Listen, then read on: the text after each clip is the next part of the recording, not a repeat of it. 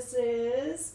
Welcome to our weekly goddess chat. I am here with our lovely goddess Sue Sides. Hello, beautiful goddesses. Thank you for being here. Yeah. And thank you for inviting me, Paige. This It's is a gonna be pleasure. great. This is It's going to a be great. pleasure to be with Yeah. you. We are talking about the goddess Kuan Yin this week, and I just wanted to get your idea of how Kuan Yin shows up in your life. What have you been experiencing with Kuan Yin's energy of compassion, shall we say? Or Well, do you want to share more about what you feel the essence of Kuan Yin is, so that I can help? I can try to understand Well- and get on your vibe and get vibe with her. Well, okay. I have been experiencing the energy of Kuan Yin in compassion, is what I think of her. There's a lot going on in this world today Absolutely. that requires compassion. Absolutely. And there are people who are maybe acting in ways that I am not fully on board with, shall we say. Mm-hmm. And I'm realizing that it's easy to have compassion for those who are really suffering and all of that. And that's truly what Kuan Yin, her energy, represents. However, recently I've been realizing that I need to have compassion for those people that I might You might not agree not with. agree with, and that they deserve some compassion too. Right. And that's a little challenging It is challenging. because I think It is. they too are suffering. Everybody's got something going on right now. And right now and all the time. Yeah. I feel. I'm just being like in tune to that. Right. We never ever know someone else's story. Exactly. And even if we think we know their story, we often don't know the whole story until we take the time to tune in to their heart. Like what's the energy underneath the actions, let's say. Mm-hmm. Mm-hmm. And I understand what you mean on a world level, especially if we look at, and for me on a political level, when I look at that, there's a lot happening that I don't necessarily agree with or vibe with, or that does become challenging because I don't often see that compassionate nature represented. Right. From all leaders, and so it's hard to give that sometimes when you're not seeing it, when you're not seeing it reflected. Mm-hmm. Mm-hmm. So, And what makes me think is when we're talking about compassion, we're not talking about accepting or condoning or, you don't necessarily have to agree, right? No. You don't have to agree with the actions. but to have that heart energy radiate to that person. Oh, what that person must be going through in order for them to act that way, or what kind of pain Right. they must be going Exactly. What might be motivating through. Mhm. actions that, again, we might not think are admirable, or even, especially that we might not agree with. That's just what's showing up for me. Right. And then Because of the state of the world right now. yeah, and there are a lot of opportunities now. I think in our guidebook for the goddess card that we chose, it says that we can start just where we are, and when we see, we don't have to like take on the whole world, and we can start where we are in a small way. Absolutely. And then you've got that rippling effect. Absolutely. Well, Absolutely. you were reading something out of that that struck I you. was, and I will go What? back to it, but Okay. I thought of a quote that I saw Oh, one okay. time that really struck me, and it said, "The greatest work you will ever do are within the walls of your home." Ah.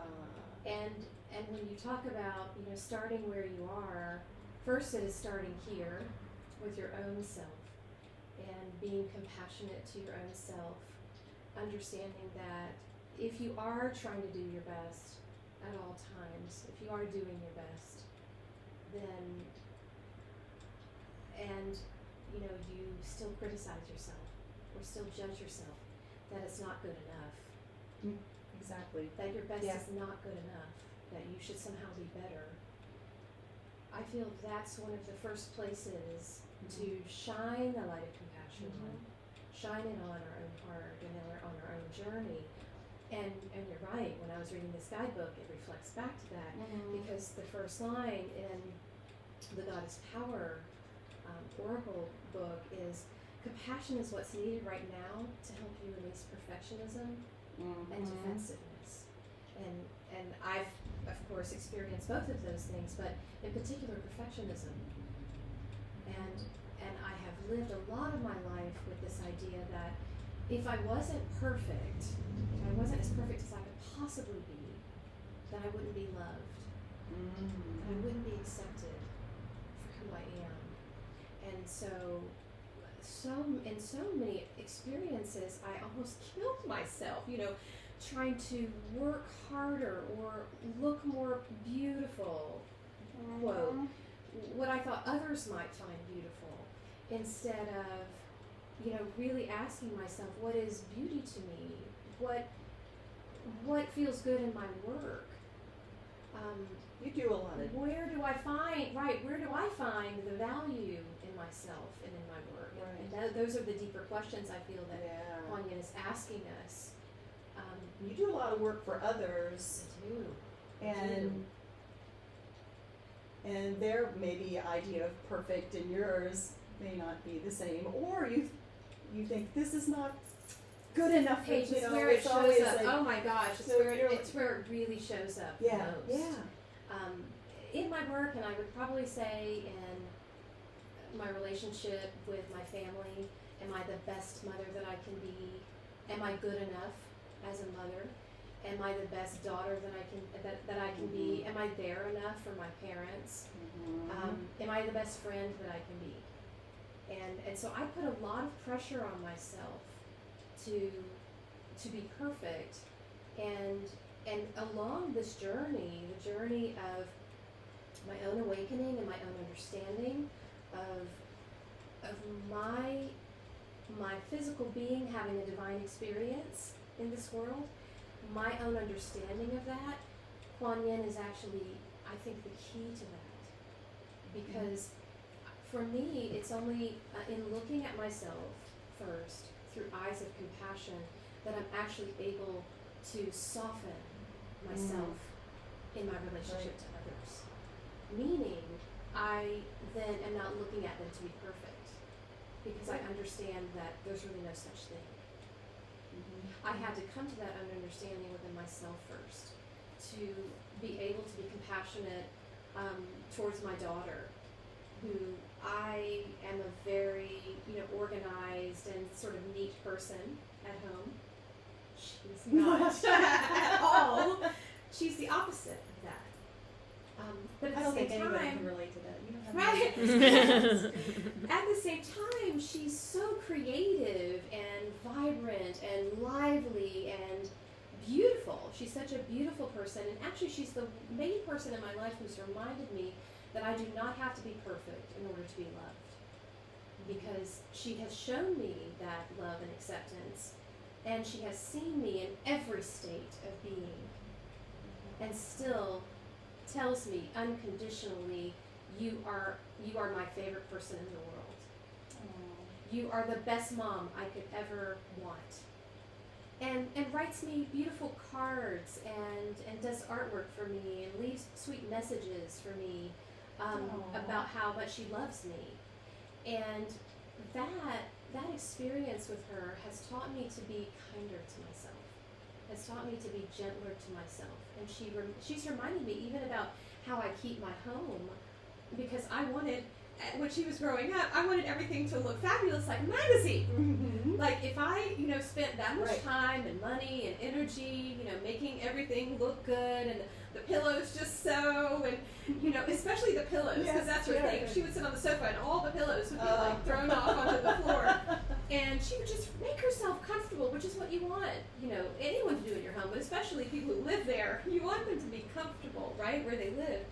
And she would always make herself so comfortable, and I would always say, too "Oh God, comfortable." the But mess." that's what pillows are for. And Mom. she would say, yeah, right, she would say the pillows are for me to lounge on. But she'd also say they don't have to be perfect. This does not have to be perfect, and no one's going to come in here and judge you.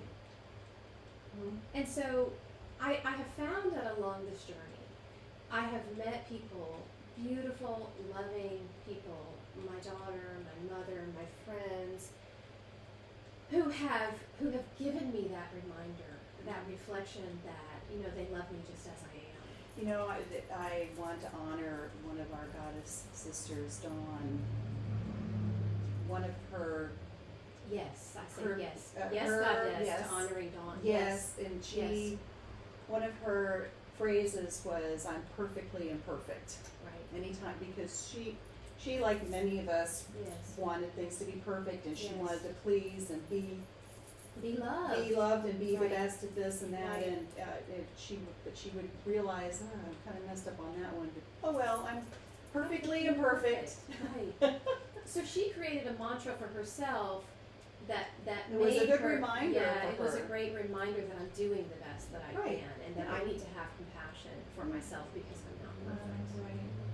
Yes. Anytime we nurture that loving spirit in ourselves, like you were saying, that can't help but radiate to other people and not judging.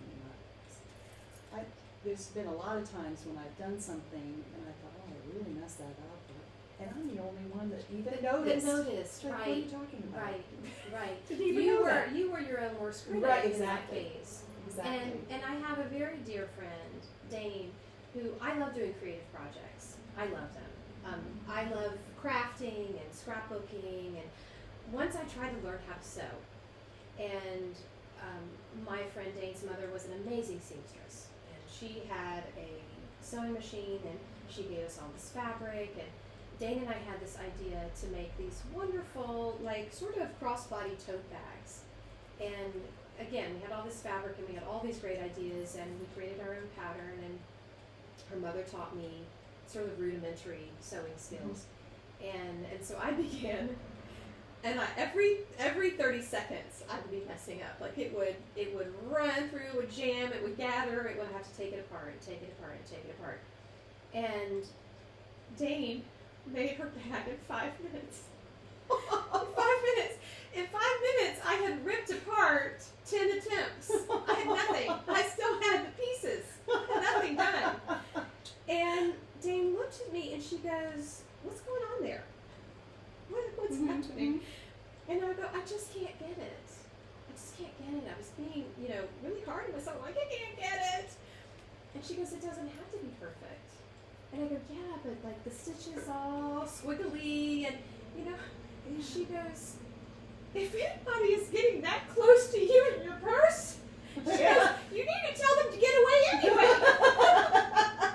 They don't need to be stealing your purse or getting in your purse or any of that.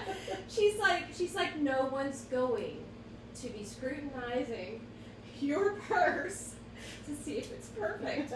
And so really, treating these occurrences with a lightness, a sense of humor, a really levity, like lightening up, right?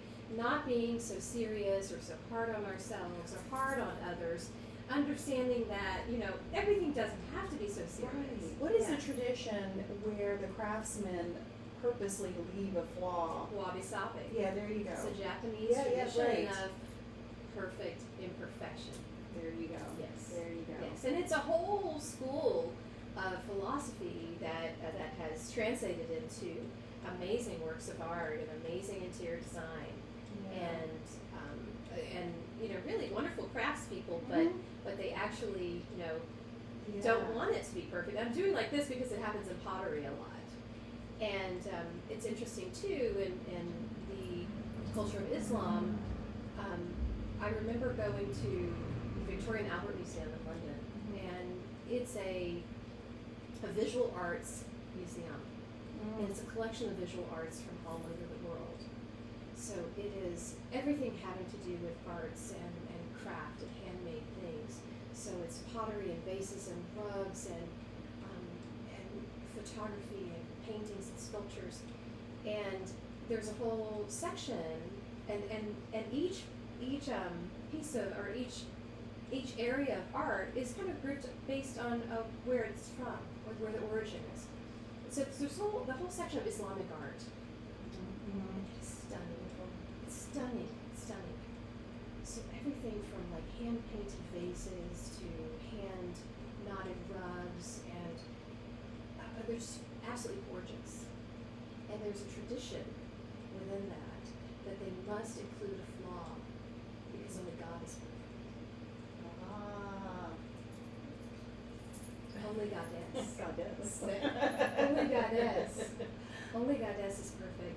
So it's an invitation. Kuan Yin is an invitation for us to step into that energy of really living with a loving, compassionate heart toward ourselves and all beings, especially if there are mistakes, quote unquote. Well, yeah, Something's and that's not all. perfect. That's It's not the way authentic. And somebody, we think it how should often be. have you looked at something and said that's not real because it's too perfect? Right. So that's kind of like how you know that if this was crafted, this was actually painted, somebody did this by because hand. yeah. Yes, with their hand. Mm. And I actually remember being in that museum, and I happened to go by myself, but it was like a sort of divine experience because I was by myself. I was so amazed at the awe of artistry that I wanted to grab the tourist next to me and say, "Can you believe someone made that with their own hands?" Yeah, right. With their own hands. Uh-huh. Yes, we were not made to be perfect. We were made out of love. Yes. Yes, Love Goddess. Yes, Goddess. So we've gone from loving and being compassionate for those who might not be Yeah. perfect or acting the way we would like them to act, or recognizing their suffering, Right. and to being perfectly imperfect Right. and embracing those perfect imperfections. Embracing the Yeah. imperfections. Right. And loving all of us. Thank you. Thank you so much. It's a pleasure to be with you. Thank you, goddesses. Thank you for being all here. for the Goddess Chat, and if you're feeling imperfectly imperfect, let us know. Yes. Yes. Please send us your stories of Yeah. perfectly imperfect experiences. Have a beautiful, beautiful Thank you. day.